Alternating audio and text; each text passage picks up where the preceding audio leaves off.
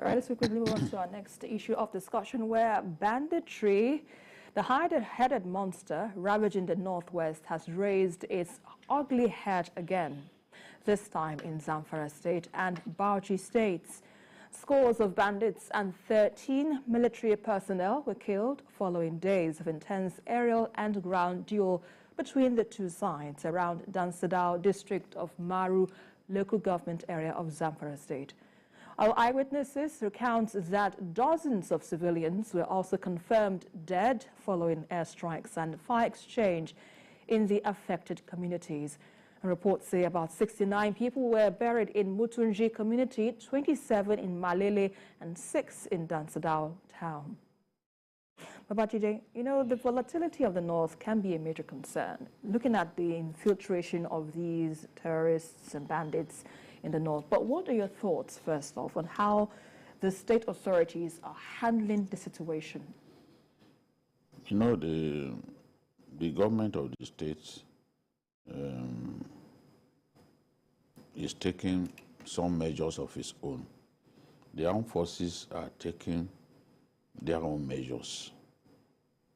They all want to see an end to the nonsense that is going on in the North. Remember when I went to Zamfara State to do some work and I went to interview the governor, the first thing he said was, I'm sure that before you came here, your family must have organized prayer vigils for you because of the state of insecurity in our state. But the truth is, my wife did not know I was going to Zamfara. Or you refused to let her know? Yeah. So that she doesn't get scared? See, this is a place where even soldiers get ambushed. You are talking about soldiers killed here in an ambush, more than 10 of them. So even if you have security, it is the security that God provides that can save you. Because you don't know when an attack can come. You know? That you are accompanied because of doing an investigative work is no guarantee that you can't lose your life. Because bandits who have access to rocket-propelled grenades, a rocket-propelled grenade is meant to destroy armor tanks. Right. And they fire it at human beings.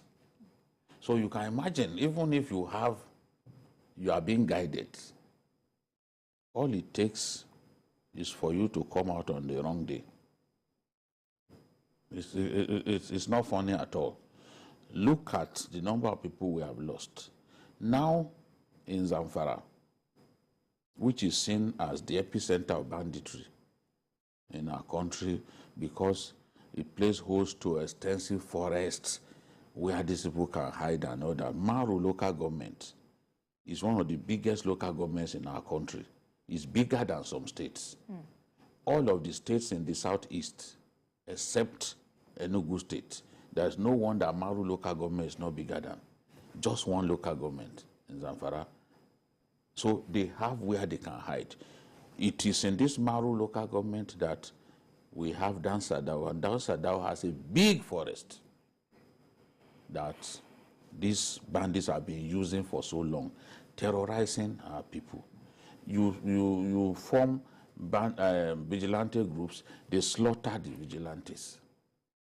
But the armed forces, they are doing their best. The Air Force especially, they've been bombing these guys. What we heard was that some of the people that when they were attacked, some of them went and easily blended with civilians, leading to collateral damage. I don't have the full information, but I know that the state government has commiserated with a family. So that means that the state government has information that some civilians died. We may not know how many civilians. In this kind of war, where the territories are not defined, where there's no proper rule of engagement, this kind of collateral damage will happen. People who do not deserve to die will die. And that's why Delegiwa said in 1986 that, unfortunately, I'm quoting exactly the way he said it, unfortunately in all wars, those who die are those who do not deserve to die. People, those who do not deserve to die will die in this kind of crossfire. Because when you ambush soldiers and you kill as many as 13 soldiers in one day, you expect that there will be a fight back. You should expect that you get a bloody nose. But in the process, some civilians die. So these bandits, about 5 of them, bandit leaders ganging up to confront the military, is something that we have to put an end to. Because a bandit leader alone, Bello Tuji or even Ado Haleru, they have equipment, they are strong enough. They brought equipment from as far as Niger. Now, for them to come together, up to 5 of them, to confront the armed forces, it shows that they are now, that we are in a new phase now. A new phase in which they believe that the best way they can survive is to pool resources together and confront the armed forces. So this is what is happening. You know, so we've got to double up our efforts and ensure that we are on top of the situation. We defeat these people at their game. I like what happened in Bauchi, right, because that one was a one-sided affair. There was the armed forces dealing decisively with the bandits in the Akaleri area of Bauchi, killing 12 of them. But in this case, we lost soldiers, we lost civilians, and a lot of the bandits, not less than 100 of them, were killed. Indeed. But, you know, Alainka, if we were to look at this matter from your own perspective, but Babajide has rightly mentioned that these bandits have, let's say, re-strategized, you know, so in terms of, in one way or the other, to defeat the state authorities. But I remember some time back when we had a guest here, and he said these things take time. Insecurities, terrorism like this, it takes time to, you know, quell or to decimate to an extent. What do you think we aren't doing right, you know, to reduce the level of insecurity in the north, where people are even afraid to travel? You just heard Babajide say he couldn't even inform his wife. You know, the best thing or the best strategy is education. Right. And when we talk of education, it's not only Western education or classroom education that we are talking about. You find out that most of the people who are involved in this are people who are uneducated. Why? If you have a child, you don't take care of the child, you don't send the child to school, you don't feed the child, the level of control you are going to have over that child will be zero. But a child that you feed and cater for, if you tell him or her, don't go there, he will listen to you. Right. But a child that you don't care for, you just give birth and you throw them out like wolves go and fend for yourself on the street, they won't listen to you. So what we need in that part of the country is education. Education both for the parents and for the kids. Because in a situation where you have children that don't have any education, there's that cliche that says, he that is down need fear no fall. I mean, the guy he already knows that he doesn't have anything at stake. If you look at it, not much has been spent on him or her for education. Not much has been spent in time of feeding and clothing. So perhaps the only cloth on his back is the only asset that he has. And he feels that if he dies, there's nothing wrong. So when you talk to such a person that, come and join us, we can make your life better, they point out at some seemingly prosperous people that we can do this, such people will join you.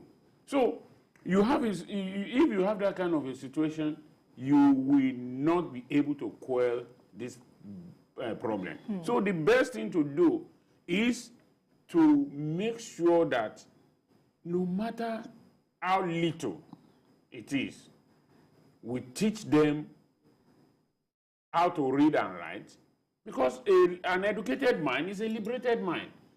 You cannot go to someone who perhaps had secondary or primary school education and begin to brainwash such a person the way you brainwash such a person, and someone who doesn't even have any modicum of education will be different. And their response will be different. Because if we don't have these people educated, we will continue to have this problem. Now, 69 people killed. 27, I mean, when you put all this together, you begin to ask yourself, does life matter to us again? People just die. It no longer made news in the newspapers or on radio and TV. Before, it will be a banner headline, it will be the major item on news on radio and TV, but now, life has become so cheap. Nobody, I mean, we just say 69 people died somewhere and everybody goes on. But if it is elsewhere, Google will do this, and then we will all say, oh, we will mourn with you. But, I mean, what is the exact worth of a life of a Nigerian? Indeed. What is the exact worth of the life of Nigerian? Babajide, what options do you think we need to explore in addressing the situation? Well, technology is key, but it is also true that the idle hand is the devil's workshop. Right. For a lot of these guys, there is no government presence in their communities. Poverty has become so rampant. Remember, sometime in 2016, January 2016, I was in Adamawa State, and I got information that Boko Haram was giving soft loans to young men. And when it's time for you to pay and you can't find the money to pay, they conscript you into the army. That's how they were raising people. When I said that thing on air, some people said, Jide has come again. But the army later issued a statement confirming it and telling parents that they had to watch out for their children, you know, because Boko Haram was recruiting young boys through the offer of loans. So it's a terrible thing. It's like when they say, oh, if you can't beat them, join them. People need to get by, they need to survive. And a lot of them think that by joining banditry is one way by which they can survive. So we find ourselves in this kind of nasty situation. So, but the way to go is to embrace technology. We embrace technology in fighting crime. Right. We also need to improve the lot of our people.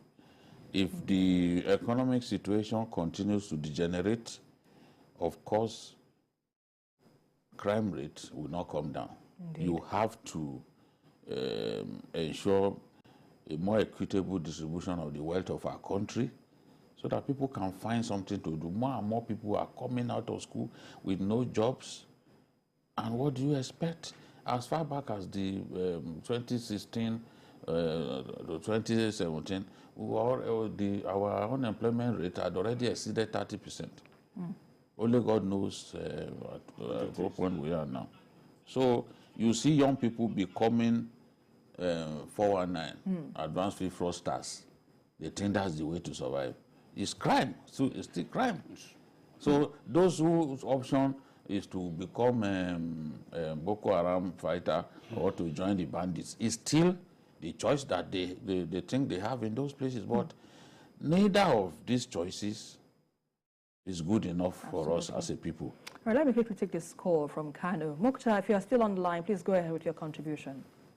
Yeah, hello, good evening, Mr. Jide and others. How are you doing? Good evening, we are hearing you. Yes, my contribution on this topic is that, you see, government must change its policies for the better of the society. The government policies must be good towards, the governance of the people. Because once the policy is geared towards, the grassroots, so that the people are happy. People have something doing. People are doing what they are supposed to do. Otherwise, this will continue forever, because if there is inequality in everything, and people are seeing that their money, their wealth are being used by some few individuals to serve their few individual interests, while the masses are suffering, what do you expect? People say idle minds is a devil workshop. Engage people. Jide, when we were young, we were not being treated this way. Everything is free in this country. We were in peace. We are brother keepers. Why now? Why does this difference come up? So we have to change for the better of Nigeria. This is my contribution. Thank you very much. Thank you so much. Thank you very much, Mukhtar, for your contribution. Well, that's where we can leave it for now. But let me get your final thoughts on this, Olayinka, before we move on to our next discussion. Well, just as he said, as long as we don't allow the country's wealth to go around, we are sitting on the keg of a gunpowder, because there are some people who are so deprived, as I said. He that is down need fear no fall. You just look at it that if I'm going to die, let me die. I mean, this suffering is too much. Those are the kind of thoughts. But if he has some benefit he's enjoying, we'll look at it and say, no. It will be better. That tomorrow might be better. But in a situation where we have allowed our people to lose hope completely, we are done for. All right, let's hope we're not